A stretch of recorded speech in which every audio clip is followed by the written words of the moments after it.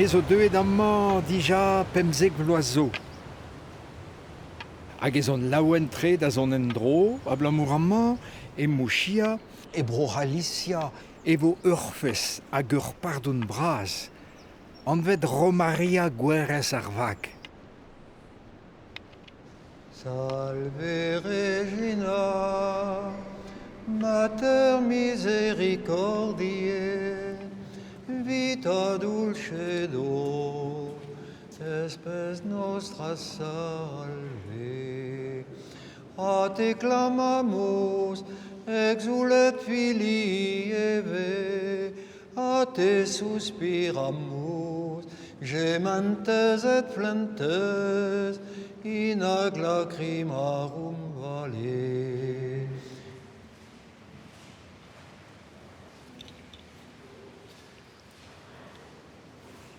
Ar verezvari evidun akun aleiz. Pa oan diovang dija e oan adu gant ar verezvari hag an rez o chomet don em var speret hag un bet prez tau da bedi anei a tau amañ hag a lerioal ebe just hag a var va henchou ie. Okay, buenos días, ¿qué tal? Buenos días. Where you from? De Francia. Ah, okay.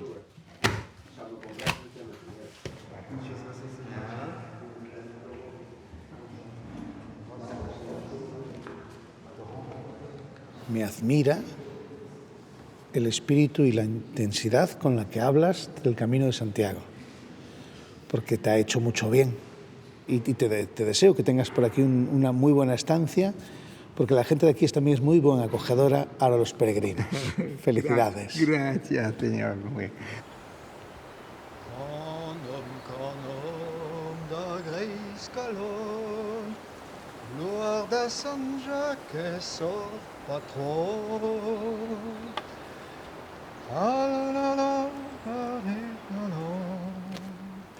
Kinnig em eus da Jean, don endro da mouchia, da gemer pers e pardon introun varia ar vag, a da guntaden e enchou e trezek Compostela. Eus daouvil daou da daouvil triver, e oet Jean un nek kwech var droat da San Jacques Compostela, a zaleg meur a ger hag an meur a en. Baled en eus 12.000 km var e dreit en ol.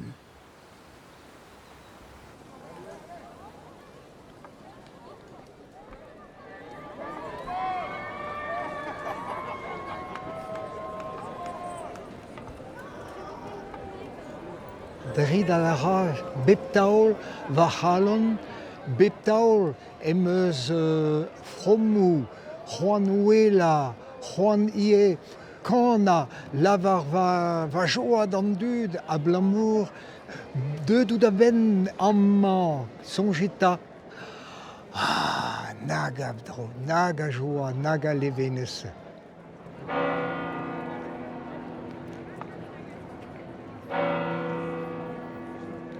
Unig gwech un deud amañ da velet an apostol San Jacques.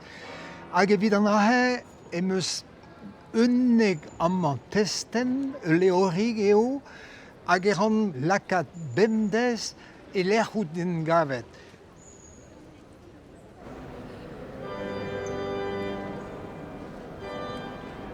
Egiz Jean e za 500.000 a dud var droat be ploas da Compostela. A baoe an navet kanvet e zeo milionou a bihirinet o deus baled betek bez San Jacques. Jacques an ena, a bostol da Christ, e noa kemeret e vaz da redeg an enchou a da brezeg an aviel en Espagna betek pen ar bet.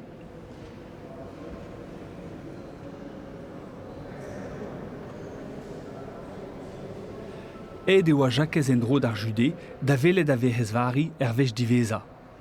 Eno oa bet dibennet. Ez iskibien o do laket e gorfen ur vag vein, a puntet gant an elez, e hen en gavas e Galicia.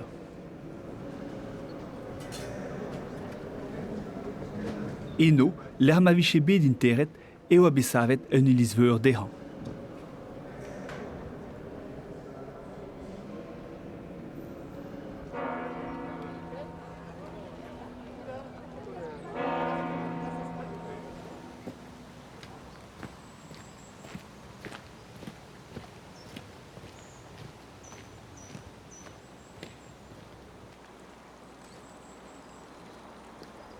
Et Deauville Dow et Wan Lochet, eus le Puy-en-Velay, hag an dud a c'houlenn diganin. Sajan, perag ez da galoupa de gise keitse eus da ger, nout ket brao e l'ambol gemio. Hag em moa respuntet deo, ma koulz e lavar deo, ar wirionez, nouez an ket perag ez an. Met tamm a tamm, em sonjet mestra e wez an perag un tammig bihan. Juan et moi materi change va bues, mais oa kelenner var sport e les neven, e oa de rubuliat a wal ar vuese, gant ar radio an gatao, hag e me oa un tammig bihan squeeze ganto materi, squeeze gant ar real, squeeze ganoume materi. Hag e moa changet materi ma zan var an enchouse e vo lavaret din piou un. Neuzeien da vuez, e savo ur bleunien ar garantez, diwanet eus kalon douez.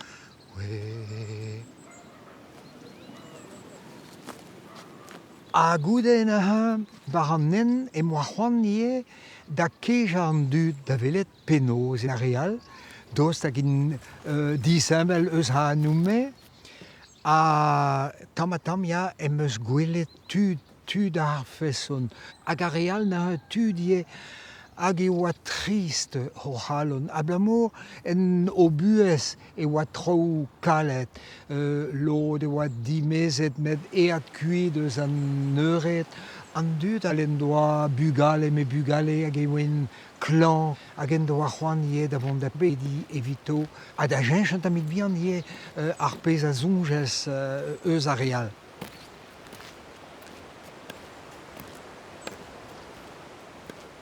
Meg avet din evichen mest war an trao war an en genta, a gwir eo kech de moa un toulatud, hag an dra e veze brao din.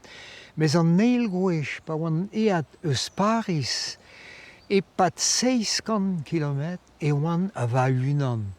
A setu am me sonjet an dra hez obe ar furnez ya, ne ket te Jean-Pauliquin reio hag a ra an nen a reio pez a gar dit. War an neil en San Jacques am eus bet daou ugen an poulen. Vaz ret evan uget goa tout. A vechou roulenn an di war ar speret. Petra foul an diol e mout o robar war un nen kemir se. A blamor e oan squeeze, pi o gwir ez ale ket mad an trao, moa ket dour beken, seur da zrebi, setu evit va speret e oubet kalet ie. Met en ur soujal er real, atao ez en un tamm imor adare setu ez en... Allez, deo madare, Jean.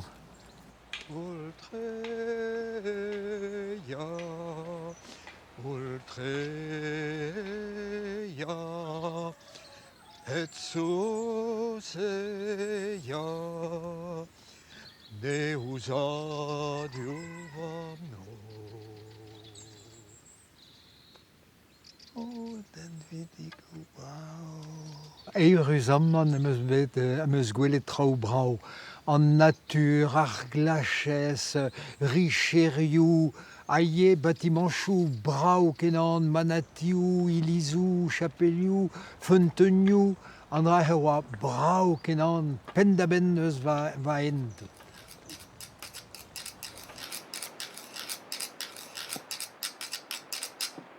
E daouvildik e oa lohe Jean eus San Jacques Gwiklan e kichen e ger.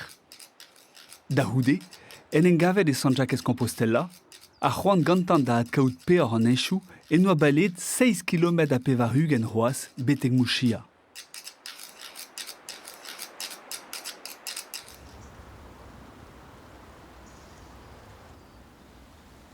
Mouchia ven de Monchia, que significa terra de monxes.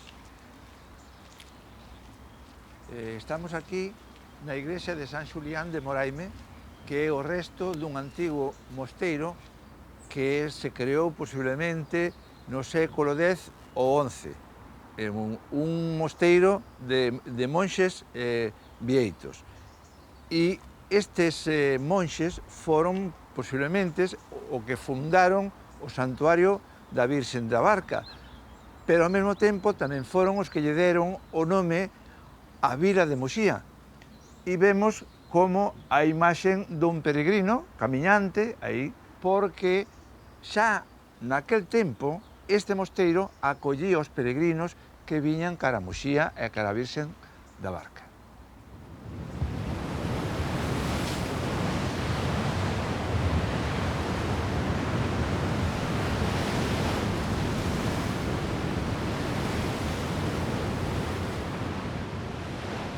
Bueno, esta es la piedra de Avalar. Allí detrás está la piedra del Timón.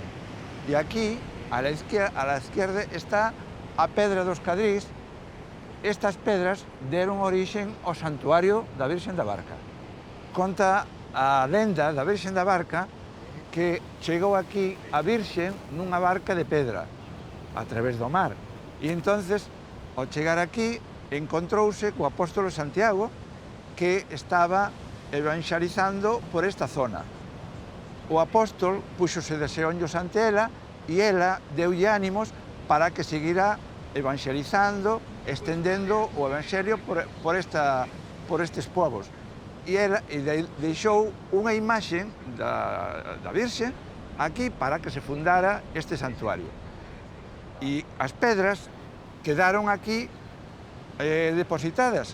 Como se ve, esta era a barca, Pedra de Avalar, a Pedra do Timón que daba alá máis alá, e a Pedra dos Cadrís, que era a vela, está aquí.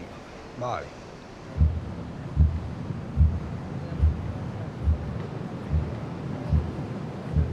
Bueno, a Pedra de Avalar, que era unha pedra enorme, era a barca de embarcación que trouxe aquí a Virxe.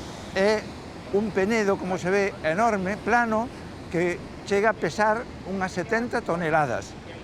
E o que chamou a atención aos viaxeiros que viñeron aquí xa no século XV era que esta pedra se movía con moi pouco peso. E entonces, claro, esta pedra, nos cultos antigos, tiña a propiedade de que favorecía a fertilidade. Entón, despois, o cristianismo deulle outra orientación, dicindo que o que era esa parte da embarcación que trouxe aquí a Virxe. Esta é a Pedra dos Cadrís, que, como vemos, é unha pedra de paso. Según a tradición, aquí hai que pasar por debaixo desta pedra 9 veces. Se pasas por aquí 9 veces, o que se fai é que se cura o mal da espalda. Por eso se chama a Pedra dos Cadrís.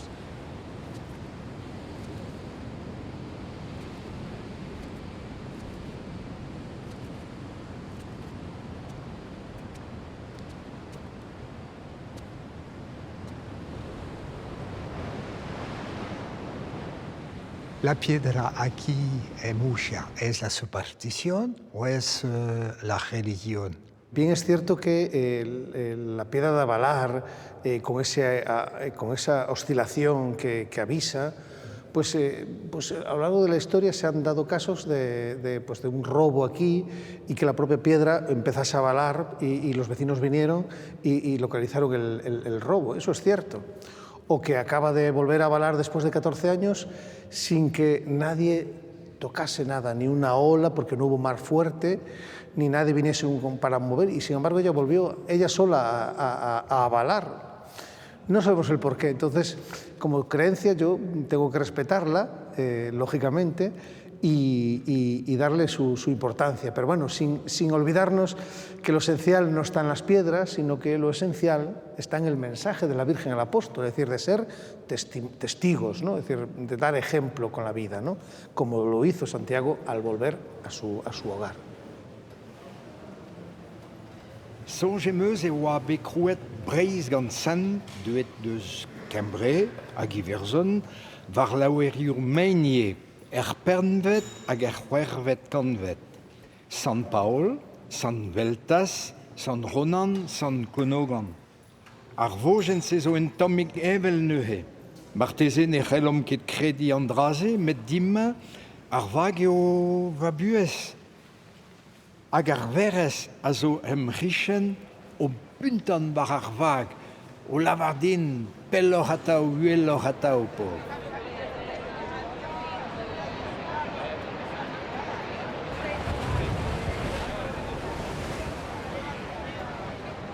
Cantaria co corazón, non é de berrar, é de cantala con amor, con corazón, vale? Millor que a vos non a pode cantar ninguén no mundo.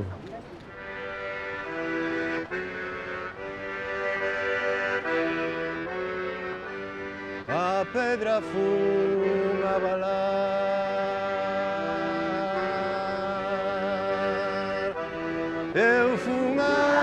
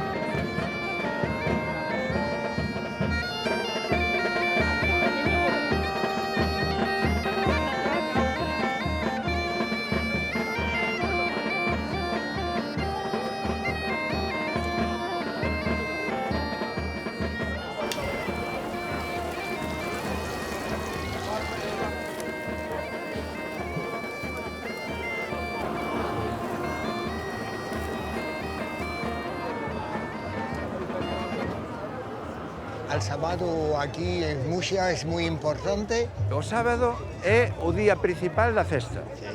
Do que é a festa e a romería, é o día principal. É dicir, agora, xa de tarde, está chegando moitísimos romeiros que veñen a pasar o que queda de tarde e toda a noite. A barca é posiblemente a romería principal máis importante de Galicia, non solamente polo sentido religioso, sino polo sentido festivo. O ano pasado calculouse que aquí, o sábado da barca, había aproximadamente 50.000 persoas celebrando a festa.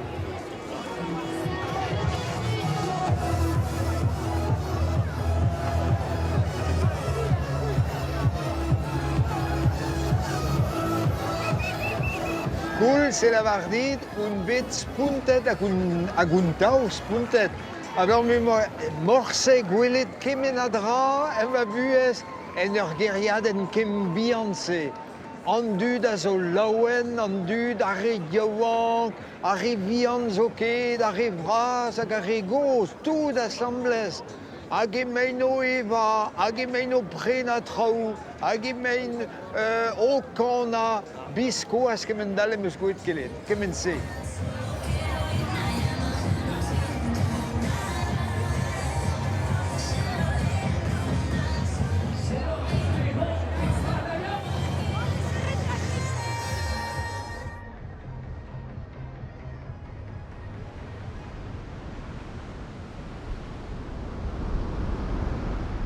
Las romerías aquí en Galicia juntan lo profano con lo religioso. El motivo es porque hace mucho tiempo para atrás, cuando había mucha necesidad y esta zona era muy pobre, cuando hacían fiesta eran en los días de fiesta religiosa.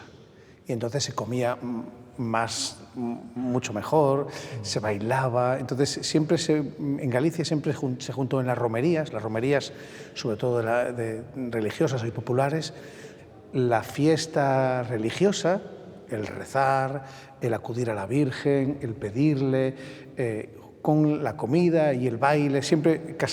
Han sido casados siempre así. Y después aquí, particularmente en este santuario de la Virgen de la Barca, se da una circunstancia que el que solamente quiere fiesta profana ya se queda en la zona de la fiesta, ya no viene hasta aquí. Pero el venir aquí siempre es con mucho respeto.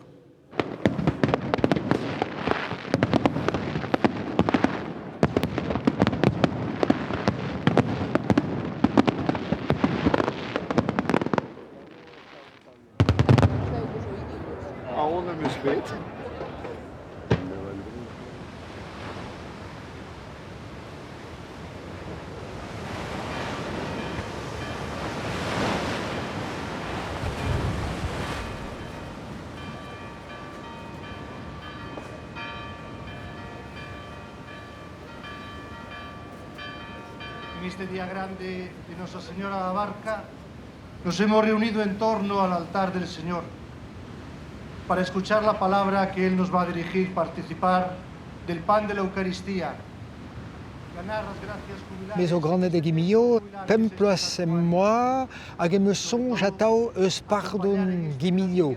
Et pardon Guimillot, e oa un Auvergne bras, hag e oa gouspirou goude, hag a goude ar gouspirou na, e veze un tom festie, hag e pad an Auvergne, ar raoug an Auvergne, e oa ur procession brao eus ur feunten sacre, Sant Milio, e oa an o ar feunten sacre, hag e zeie an dud ar gado bagnelou, betek an ilis, hag e oa kanet, Kanom, a traouegise, setu me oa gant va ta groz, o enez e jache va dorn din da vont beteg an ilis hag an aez o chommet en diabarz me a blamour an drahe oa poezus tre da va ta koz, da va zudie a dimmen divezator goude a blamour e oa liam. Etre va ta koz, va zad me, va mam eveljus, va mam goz, va roarezet, a me, a setu pardon Guimillot e oa un drabenag spontus evidom.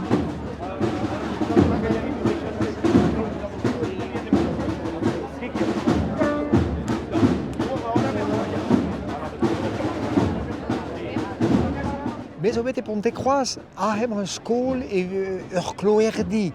Evit sevel beleien, begoude ar vacho, e moa kejet ur plachik brao e anno a zo marijo. Hag e ounez a zo deud va gre goude a setu meus lavaret da noutre doue, ma kavet meus ur barados en ur laral, setu egisement a setu un eurus evit an draheie. Viva Virgen da Barca!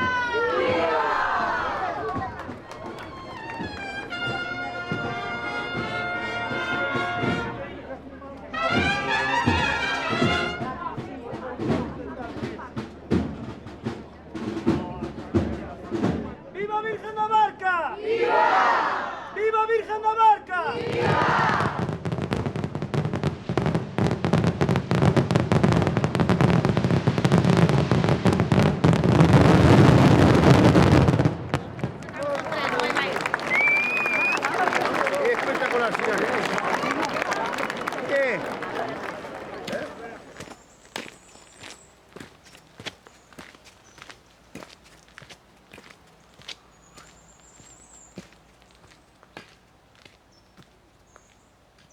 Ar verkous e an azo evit farsal un tamm ebian, abeg evit an aodie 5 kilometr am eus graet war va en chou. Setu ahem eus graet riganou, a pep rigan a dar 100 kilometr.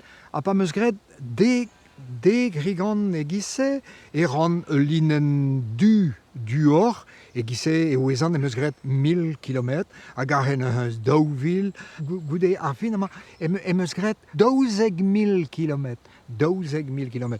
Vardro, matese o 12.000 kan, pet ema un 900 vardro, quoi, vardro. Ar heon en gavet, a setu gread am eus un tammig c'hoaz meus ket verket, rak mezo kosa di un tammig bihan. Setu ar fin, hag ar pen, fistera, pet ama moujia, ar hemañ tu bennak, hag ar goude, mate varvin, mate evin, evel meus lavaret un tammig bihan santelad, va halon, va ene c'hoaz, ar augmont, Pelor atau, San Jacques matehe, ma zeus un San Jacques bennak, en ne, me gred a zeus un dra bennak. Me viche kontant, ma viche lavaret gant San Jacques. Deus ta va servich mat, Jean-Paul Quintez obedeur servich mat din da San Jacques, un tammig bihan l'or useo an dra deus Jean servich mat out bet, setu deus da velet doue o tad. Deus va servich mat da gaudoue on tad. Jesus pegen bras vez, plija durant enne, pa vez e gras doue, hag ene garante.